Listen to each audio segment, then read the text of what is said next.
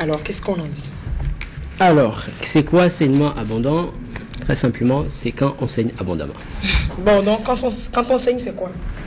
Quand il y a une blessure et que le sang sort, on saigne.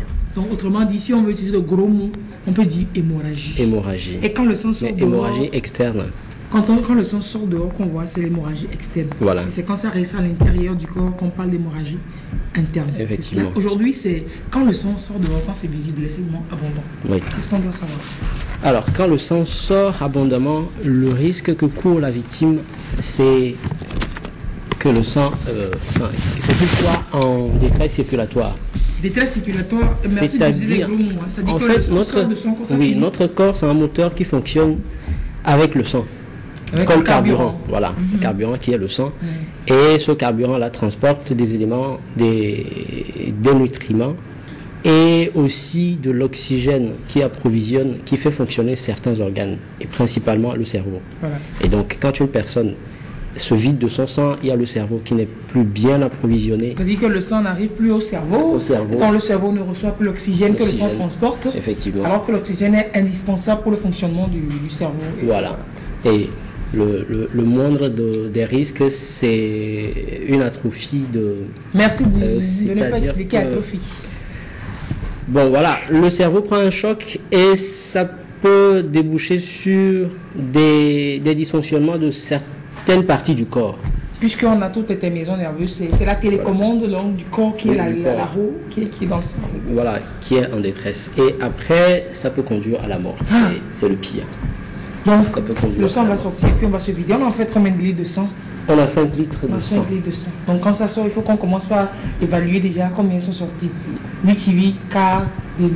Ça va pas être facile, ça. Ça va pas être facile. Non, ça va pas être facile. Voilà. C'est pour cela que c'est important, important de prendre en charge rapidement les hémorragies. Voilà. Et donc, aujourd'hui, on va voir 2 types d'hémorragie. Quand il y a une plaie partout sur le corps, en général, et que le sang sort abondamment, et ensuite, un peu plus spécifiquement, c'est des cas particuliers, quand une personne saigne du nez ou crache du sang. Ou de l'œil, qui saigne de l'œil aussi. Ou de l'œil, ou en général, quand la personne saigne des orifices naturels. Vous savez Ouais, c'est bon. D'accord. Je ne sais pas pourquoi je sens les gens tordus qui veulent dire des trucs tordus que je sens rapidement. Peut-être parce que je suis un peu aussi pas très droite non plus, mais bon. Donc, qu'est-ce qu'on doit dire encore tout de suite d'intéressant? Eh bien, on va retrouver, j'ai détecté de très loin votre piège, on va retrouver Edem, notre victime qui nous attend. Allez, blesse-toi, Tchali. Il est déjà bien blessé, mais nous rappelons à nos téléspectateurs que la scène qu'on va voir est absolument une simulation. Oui, ce n'est pas du vrai sang. C'est pas du vrai sang. Et pour ceux qui ont du mal à avoir du sang, toutes nos excuses, c'est du sang artificiel conçu pour faire ce genre d'exercice, c'est pas du sang vrai. Sinon, de toute façon, lui, il saigne là-bas, il n'allait pas rester debout comme ça. Voilà. Il allait crier. Et donc, quand il y a hémorragie, quand il y a saignement abondant, qu'est-ce qu'il faut faire? Il faut comprimer la plaie, mais avec quoi et comment? C'est ce qu'on va voir. C'est ce qu'on va voir. Voilà. Bon, on suppose que c'est un apprenti électricien qui est en train de travailler avec son tournevis. Et puis, il ne sait pas comment ça se fait. Voilà. Le tournevis, le pic, le perfo. Le perfo. Il a en fait confondu le mur, je ne sais pas quoi, à son bras, mais c'est pas grave. On va voir, ça va nous aider à voir comment on le prend en charge, c'est ça? Oui. Allez, on y va. Voilà. Ça va arrêter de se... Il faut dire que là, la personne saigne abondamment et on a besoin d'un plastique. D'un plastique. Pour faire quoi? Le premier geste, c'est de comprimer l'endroit où le sang sort. L'endroit d'où le sang sort. Voilà. Donc le comprimer. Mais autant qu'on le peut, il faut le faire tout en intercalant. Attendez, là, fait un truc. Pourquoi est-ce qu'on peut écrire saignement avec E? Mais saignement, c'est avec A, s'il vous plaît, corrigez là-haut. Saignement, c'est avec A.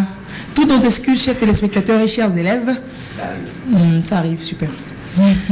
Donc, comprimer directement la plaie Mais quand vous dites avec un plastique, tout de suite, quelqu'un tombe ici, commence par saigner, il se pique. On ne va pas attendre d'aller chercher un plastique alors que le sang, la personne pisse le sang.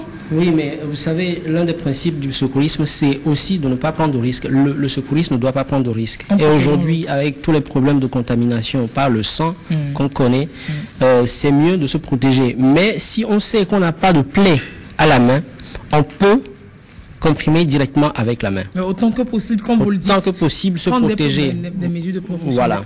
Donc, rapidement, on prend d'abord l'objet qui a coupé. On écarte le danger. Le danger, ça c'est la protection. Il faut donner l'objet là. Voilà. Je vais le blesser encore de danger. Et ensuite, on va tout en se protégeant la main, comprimer directement la plaie. On appuie fortement sur On appuie fortement. Ensuite, on va demander à la victime de se coucher. De se coucher, ou on va l'aider à se coucher. Voilà. On aide la victime à se mettre en position couchée. Voilà. Ou bien assise. Nous allons voir ça. Pas en position assise, mais le mieux, c'est en position couchée.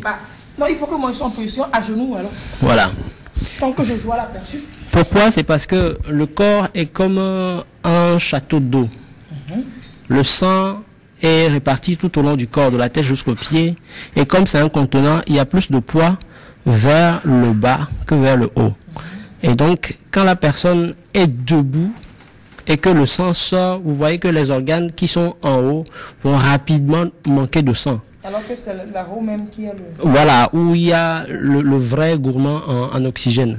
Et donc, quand on étale la personne par terre, on rééquilibre le sang. On fait en sorte qu'il y a le même sang au niveau du pied qu'au niveau de la tête. Le minimum, le petit sang qui reste là, on va répartir tout au long. Voilà, c'est pour ça qu'on couche la personne. Il ne faut pas dormir. Hein. Et la compression, une fois que c'est posé, elle est permanente. On n'enlève plus la main. On comprime sur la plaie et de façon permanente. L'orifice par un orifice. Par lequel le sang sort. On ferme l'orifice. On ferme l'orifice. Fermement. On l'enlève plus là. On l'enlève plus jusqu'à ce que les secours n'arrivent. Donc, on pose et on demande à un témoin d'alerter, d'appeler les sapeurs-pompiers au 118. Ou si je peux moi-même sortir mon téléphone et appeler, je sors mon téléphone et j'appelle. Ah donc vous gardez la main sur la tête. Je garde la main là. Vous appuyez jusqu'à ce que les secours n'arrivent. Wow. Jusqu'à ce que les secours n'arrivent. Maintenant, si on peut changer de main entre temps si... Non. Mais rapidement quoi. C'est-à-dire comme ça. Bon, ça c'est vraiment en cas de... vraiment, le conseil... Limite quoi. De ne plus enlever la main. Mais ce que vous dites, nous sommes des humains. Parfois, lorsque vous êtes dans cette position, à un moment donné, vous-même en tant que secouriste, vous avez mal. Voilà. Et pour éviter de faire un malaise à votre tour, bon, on peut rapidement changer de main. Mais le principe, c'est de ne plus enlever la main jusqu'à ce que les secours n'arrivent. Mais est-ce qu'il y a pas... Autant que faire se peut, garder la main là jusqu'à ce que les secours n'arrivent. Maintenant, oui. Oui, mais est-ce qu'il n'y a pas... on ne peut pas attacher, on ne peut pas faire quelque chose pour se libérer? Oui. C'est là qu'on parle de tampon relais. Donc, on peut poser un tampon relais, mais seulement si on doit vraiment se déplacer. Genre, nous sommes dans cette situation et il n'y a pas de témoin. Nous n'avons pas de téléphone sur nous pour alerter. Dans ce cas, il faut que moi, le secouriste, je puisse me dégager à un moment donné pour aller alerter les secours. C'est en ce moment-là qu'il faut que je pose un tampon relais avant d'aller alerter. Alors, on suppose que vous avez été sur l'accident, ça surprend toujours. Et avec quoi est-ce qu'on fait le tampon relais? Si on n'a pas de... Bon, déjà, on va apprendre comment on fait le tampon relais et on pourra voir avec quoi on peut faire le tampon relais quand on n'a pas des objets du genre sous la main. On cherche un tissu qu'on plie de façon à avoir une surface homogène. Donc, ce n'est pas froissé, on ne froisse pas le tissu, mais on le plie pour avoir une surface plane. Ensuite, ce tissu-là, on va poser ça directement sur la plaie. Et ensuite, on va chercher un autre tissu. Un autre tissu qui va former la bande, qui est comme une bande large. Et c'est avec cette bande-là qu'on va attacher le tampon qu'on vient de poser. Fortement. Fortement. Donc, on pose... Mais si on attache trop fort, est-ce que le sang va aller dans les doigts? Dans le reste des membres, là. Non, pas trop fort non plus, mais suffisamment fort. Paralyser le membre. Voilà, mais suffisamment fort pour arrêter le saignement. Tout en demandant à la victime, par exemple, si ça lui va. Voilà.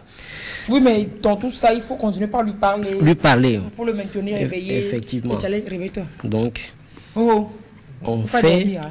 Ça va. On fait le bandage. Bien, on sait que vous n'allez pas bien, vous êtes blessé, donc vous allez bien déjà. Mais ça va aller, d'accord? Ok. Ça va aller, hein. Demain, vous serez plus vigilant, d'accord? Merci. On fait le bandage qui doit être suffisamment large pour recouvrir complètement la plaie. Oui. Vous voyez le bandage qui quitte là jusque là. Et on attache le bandage en dessous de la plaie, pas sur la plaie. On attache le bandage en dessous de la plaie. Oui, donc pas sur la plaie. Ah, okay. Mais on l'attache fortement, de sorte à pouvoir arrêter complètement le saignement. On attache, on fait un double nœud. On le fait 2 fois pour être sûr que ça ne peut pas se détacher. Ensuite, il faut surveiller, il faut voir que le sang ne continue plus à sortir. Okay. Voilà. Maintenant, si ça c'est au cas où que c'est prévu, on a une bande, on a un tampon. Oui. S'il n'y a pas de bande, je déchire son t-shirt, je lui fais le tampon. Si possible. Il va racheter un autre tant qu'il vivra. Oui, le principe c'est d'avoir un tissu propre. Mais il y a des cas où vous n'avez pas de tissu. Oui, c'est ce qui se passe généralement quand on est sur des chantiers de BTP où tout le monde est sale. Il n'y a rien de propre. On met comme ça. On met comme ça. On arrête au moins le saignement. On arrête le saignement. S'il n'a pas un t-shirt, on enlève son pantalon. Les gestes antiseptiques, c'est les médecins qui vont le faire après. Voilà. L'essentiel, c'est d'arrêter le sang immédiatement. Donc là, vous avez pu vous dégager, vous libérer. Voilà. Vous pourrez je peux maintenant me lever pour aller porter l'alerte. Ensuite, je reviens pour parler à la victime. Ou alors, s'il n'y a pas de médecin ou de sapeur-pompier qui puisse venir, si c'est vous qui allez l'amener à l'hôpital, donc vous pouvez... Je cherche un moyen de déplacement pour pouvoir l'amener à l'hôpital. Un pouce-pouce, un vélo, à votre dos, chameau, une brouette, pourquoi pas. Une brouette, tant que ça veut l'aider. Voilà. Et vous lui parlez toujours. Je lui parle, je continue à lui parler. Ça va aller, t'inquiète pas. Quand tu vas te relever, je vais t'acheter Bissap. Je vais t'acheter Fan Milk aussi. Génial. Je vais t'acheter du yaourt. Donc, voilà les gestes à poser. Merci de ne pas m'aider à me lever. Merci, c'est gentil. Ah, super. Ok. Donc, c'est le geste à poser pour éviter, parce que c'est très important d'arrêter le saignement. Le sang, il sert à quelque chose dans le corps. Il a une certaine quantité. Absolument. Faut pas c'est nécessaire pour le fonctionnement de tous les organes. Et donc, quand c'est en déficit, il y a un problème. C'est pour ça qu'il faut absolument faire en sorte d'arrêter le saignement le plus tôt possible. Merci beaucoup. Mais alors, nous avions parlé du saignement. Ah, mais alors, vous ne l'avez pas vu, Léonore? Léonore, si je peux avoir encore 2 minutes. Rapidement. Donc, s'il y a un saignement par le nez, on fait asseoir la victime, on lui demande de pencher la tête vers l'avant. La victime est assise, on lui demande de pencher la tête vers l'avant et de comprimer ses narines.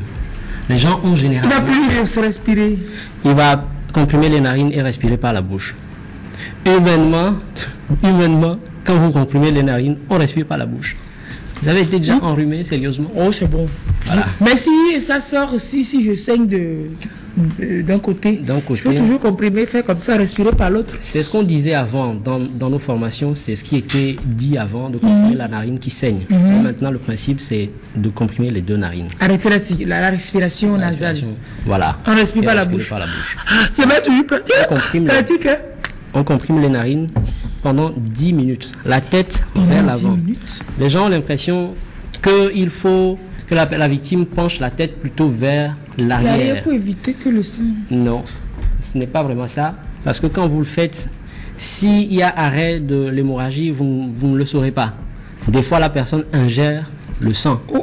Voilà, au lieu que ça sorte, pour que vous sachiez, la personne continue à ingérer. Ça fait une hémorragie interne. Parfois, le sang coule vers des trous où ça ne doit pas normalement couler.